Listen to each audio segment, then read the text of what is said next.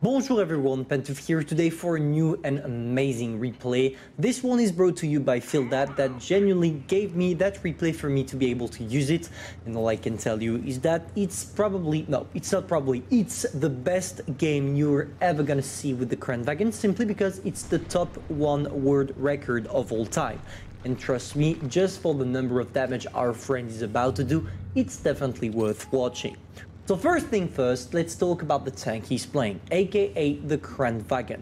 That tank is known for two things: its low mobility and its impressive turret armor. It's one of the few tanks in the game that can't be penetrated in all down. Yes, you have those small cupolas at the top of the tank, but trust me, to be able to shoot them requires to get some lot and extremely luck.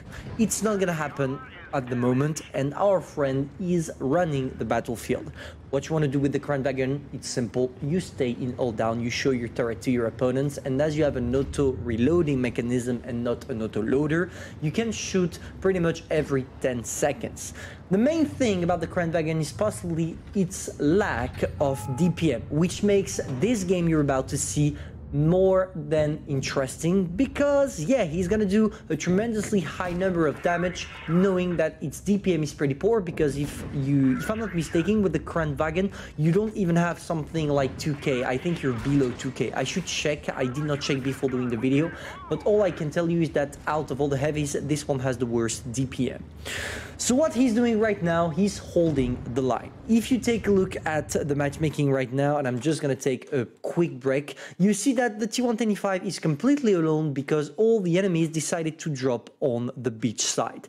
It's one of the few things you truly don't want to do, because when you do that, you literally expose the rest of the map to your enemies, aka here the Kranwagen.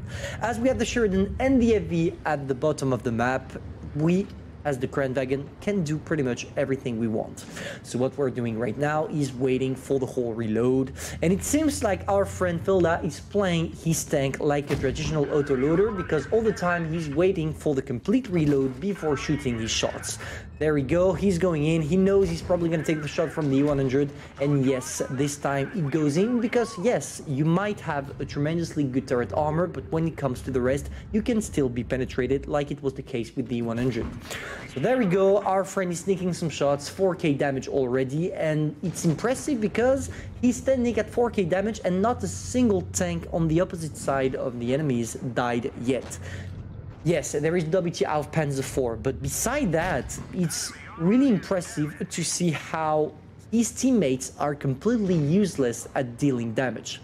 But yeah, when you do these kind of game world records, you need to have a bad team and also bad enemies. So there we go, the 50B is possibly gonna go on the 100. He goes for a first shot. Our friend is waiting to be able to sneak a shot, and luckily for him, he managed to do a max roll, making him his first kill. Now he's going straight on the Mauschen, and if I'm not mistaken, he only needs 2 shells here because you have 400 alpha damage. So 2 shells if he's lucky on his alpha roll to be able to get some shots on the Mauschen.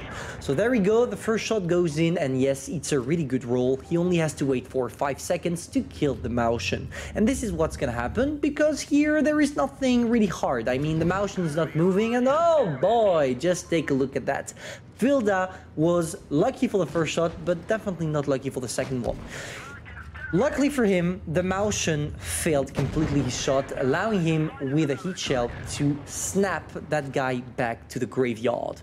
Now it's gonna be a little bit complicated, because if you take a look, he's against an FV 215-7, which is one of the few tanks in the game that has a high DPM. So now he's trying to face hug the FV. The cool thing about this tactic is that it can bounce from time to time if he takes some high position, because if he manages to put himself uphill, it will block the FV to be able to shoot at anything else than his turret. Unfortunately, it doesn't seem to be working as effectively as possible, but still, he bounced 1 shot from the FV. Now our friend is waiting for 2 shells to be reloaded. There we go for the first shot. He's gonna be able to kill the FV, but he's now a 1 shot. He needs to be extremely careful with both the T10 and the Sheridan. The T10 is a 1 shot even with HE, so it should be safe. And the Sheridan is one of the few tanks you want to be careful with, because the Sheridan can snapshot that guy. So what he has to do, what Filda has to do, is possibly waiting for them. He knows the Sheridan didn't shot because that was the T10 Dpm that managed to get the kill, so he has to play it correctly. To do that, he needs to stay here in all down and wait for them to try something. They are 3 versus 1, so it's their role to push, and it's the role of our friend to stay in the back. There we go for the first shot, and extremely luckily for him, he managed to bounce the Sheridan. Yeah, sometimes you need to get some luck. He's now standing at 8.2k damage and managed with its last shell to kill the T10 Dpm. Now there is only the M48 pattern to deal with, and as we didn't spot it for the whole game, we can expect the guy to be AFK. Sometimes it happens, and yeah, here it's the case, because if you take a look at that, the pattern is AFK and is gonna stay AFK for the whole game. So our friend is gonna try something here. He sneaks 2 shots with his regular shells. Now he's going to the side. Is he gonna be able to finish the guy before the party ends?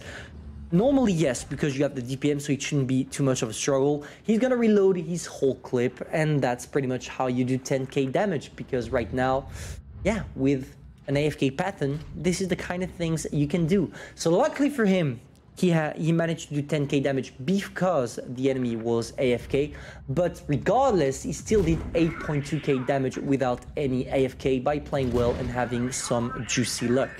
And this is pretty much how it ends, with nearly 10.1k damage and obviously one happy tanker. GG Filda, you totally deserve it, even if the last one was AFK.